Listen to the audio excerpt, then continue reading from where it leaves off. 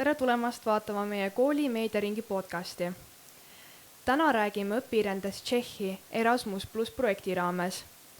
Meie külalisteks on Sebastian Murda ja Angelina Feldweber, kes projektis osalesid. Osalesite septembri lõpus Erasmus Plus õpirändel. Kus te täpsemalt käisite ja mida te tegite?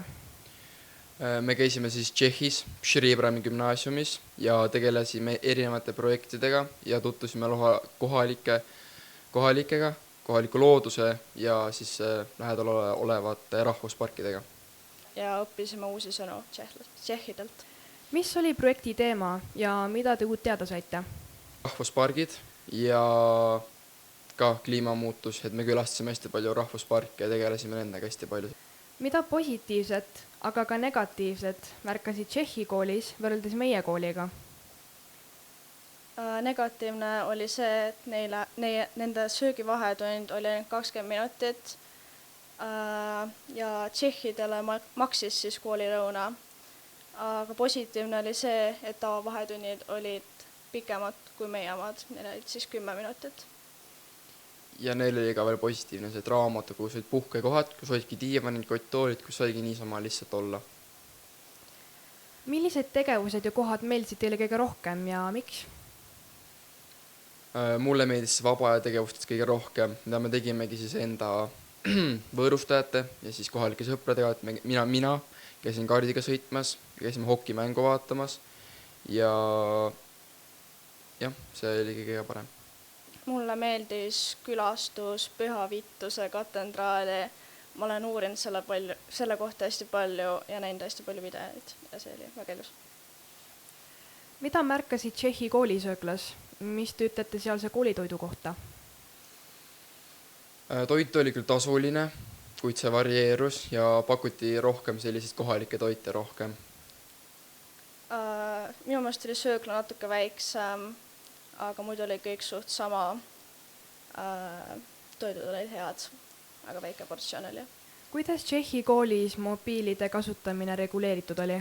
Tšehhi koolis ei ole siis alla 15-aastastel õpilastel telefonid lubatud ning nad peavad ära andma selle enda klassijuhatajale ja siis päeva lõpus saab tagasi ning siis sümpaatiast või hoolimisest paluti vanematel õpilastel mitte kasutada väikeste juures siis telefone. Rääkige oma Tšehhi perest ja kodust.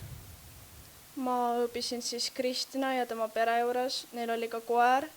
Ta vanemad olid hästi toredad, aga nad ei osanud kahjuks inglise keelt, ehk siis Kristina pidi kogu aeg asju tõlkima, nii mulle kui ka neile. Alguses oli pisut ebamugav ja imelik, aga ma harjusin suht kiiresti ära sellega. Mina õppisin siis 18-aastase Paaveli juures, tal oli 2 venda, ka koer ja kass.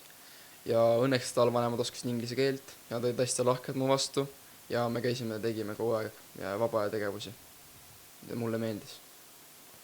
Jaga oma reisikogemusi üldiselt. Millised on eredamad muljed ja kas juhtus mõni äpardus? Mida see reis sul õpetas? Muidu oli suht tore, aga bussisõit oli hästi pikk ja väsitav.